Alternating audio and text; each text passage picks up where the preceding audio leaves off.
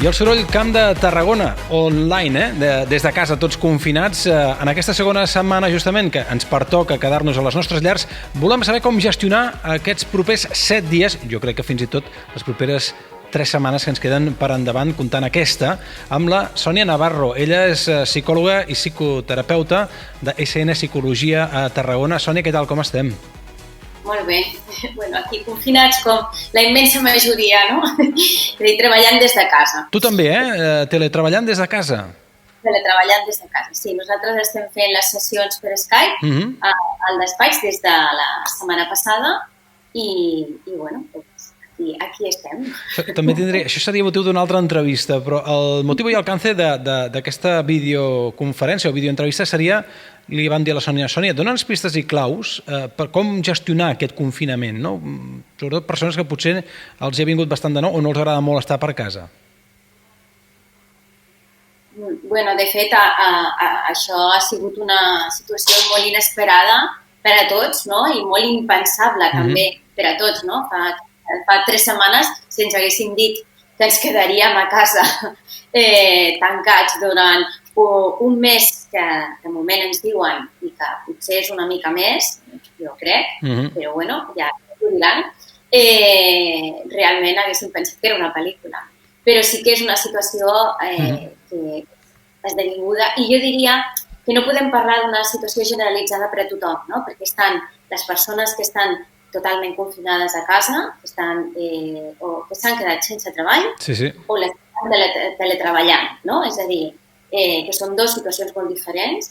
I després estan les persones que encara estan treballant, surten unes, com els metges, els infermers i els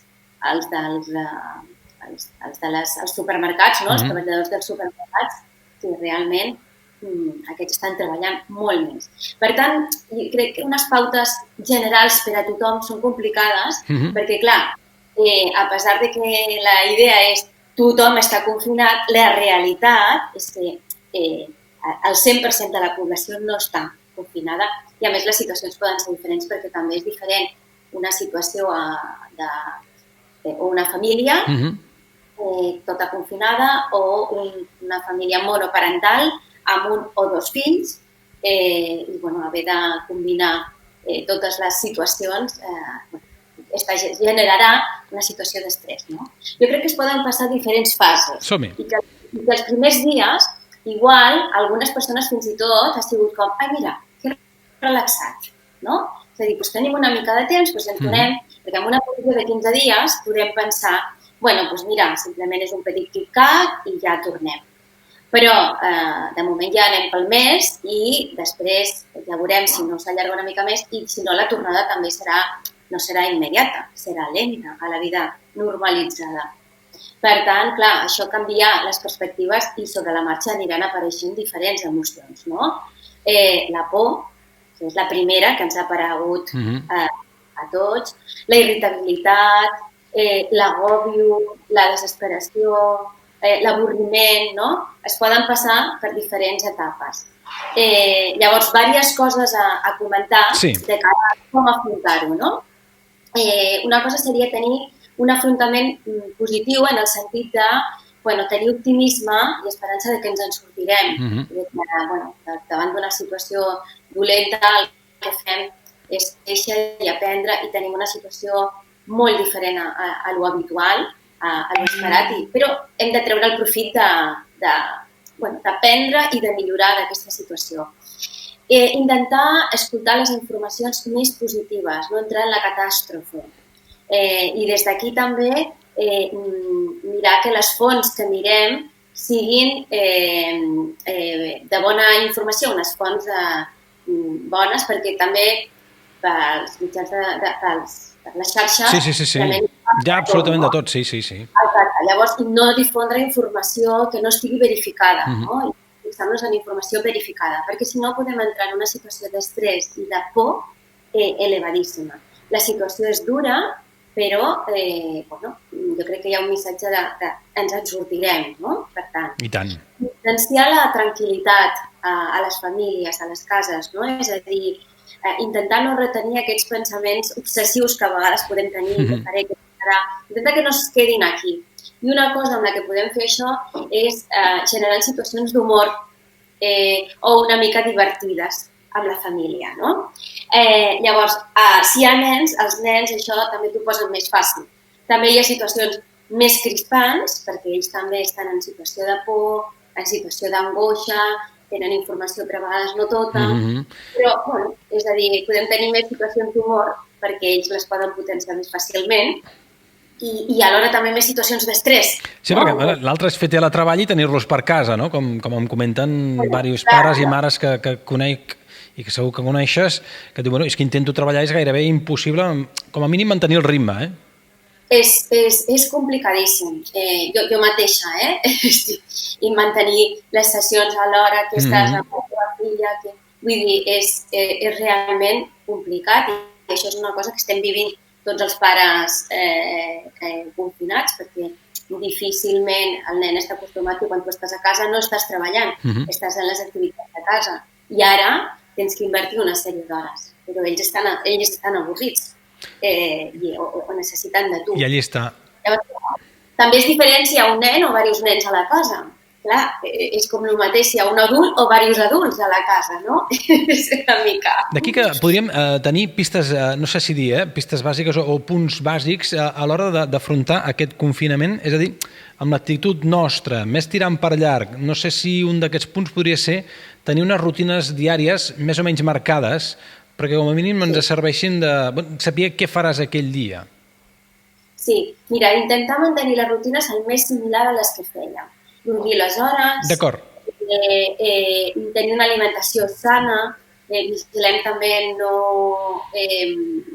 començar a menjar brossa, perquè el menjar brossa també afecta les emocions i per tant és més fàcil entrar. Això a vegades no ho tenim molt present. Croissanets de xocolata no?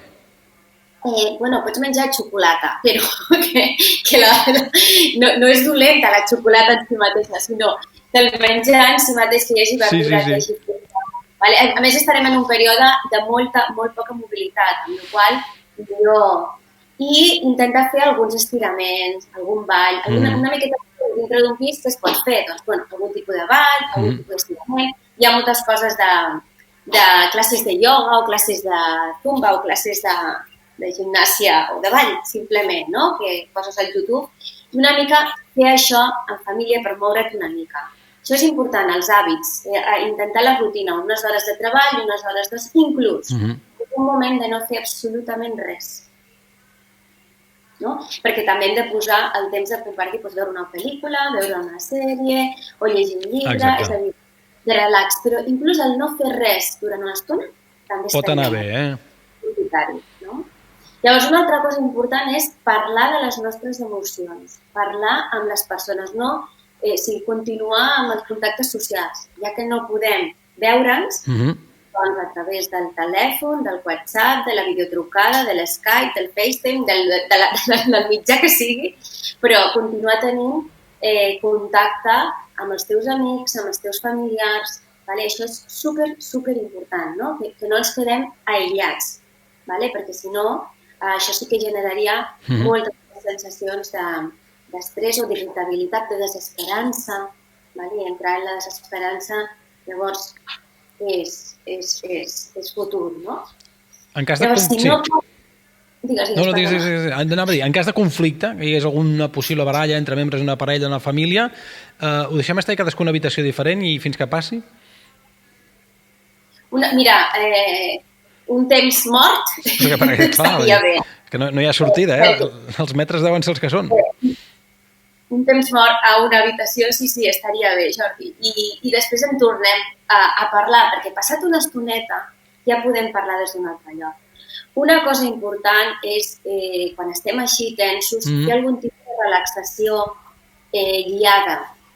Internet, el YouTube també està ple de meditacions o relaxacions guiades. I això amb els nens també es pot fer. Els nens entren molt bé a fer meditacions. Hi ha algunes especials per a nens, que són més curtes, que són una mica més. I inclús la família es pot posar una meditació guiada. Important quan elegiu alguna de les moltes que hi ha és que el to de veu us agradi, us faci sentir-vos relaxats, perquè també hi ha tons de veus que a mi m'agraden i tons de veu que a mi no m'agraden, no? Busqueu el que us agrada. I això és una cosa interessant també. Tenim un conflicte, ens podem separar un momentet, però podem posar-nos una meditació guiada o una relaxació, és igual, i al cap d'una estoneta parlem-ne. L'estoneta pot ser curta, pot ser llarga, però parlem-ne des d'un altre lloc. Perquè realment les famílies estan passant molt més temps que l'habitual.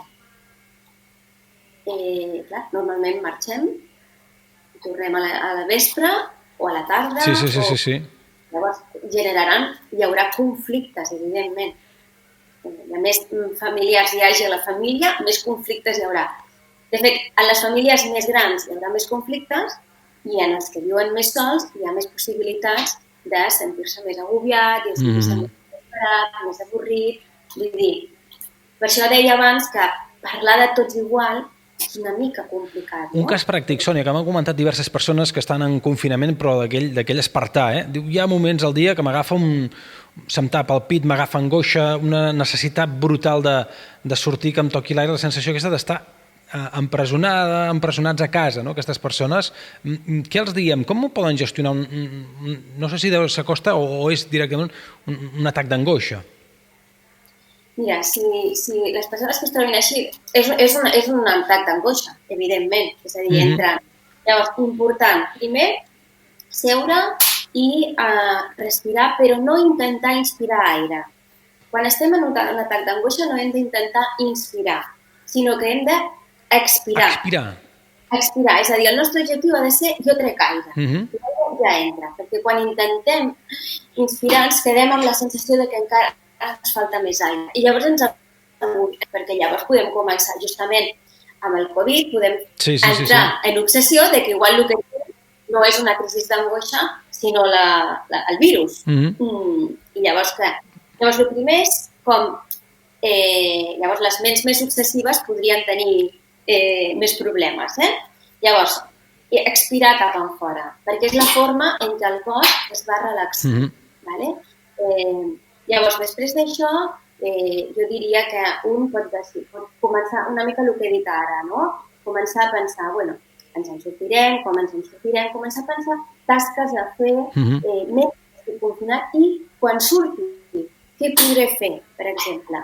O començar a pensar si és una situació laboral que s'ha bloquejat, doncs després quins pensaments puc buscar feina. Si és una situació que, ostres, com remunto l'empresa, doncs començar a fer idees de com remunto. Si és una situació que, vull dir, perquè clar, són diferents les situacions, però començar a pensar coses de les que puc fer mentre estic confinat i les que podré començar a fer perquè la ment ocupada rebaixa moltíssim l'angoixa i la por.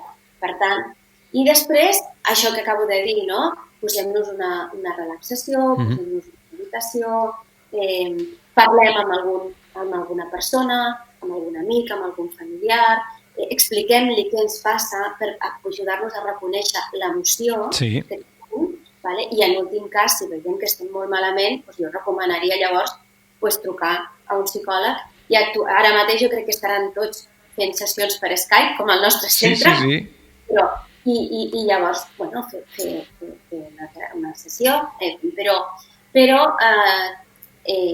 crec que les coses primeres serien la respiració cap enfora, el llistat de coses, les relaxacions, parlar amb persones explicant l'emoció en la que estic. És a dir, no és parlar sinó entrar en què em passa, ara em sento angoixat, em sento irritat, em sento enfadat, em sento...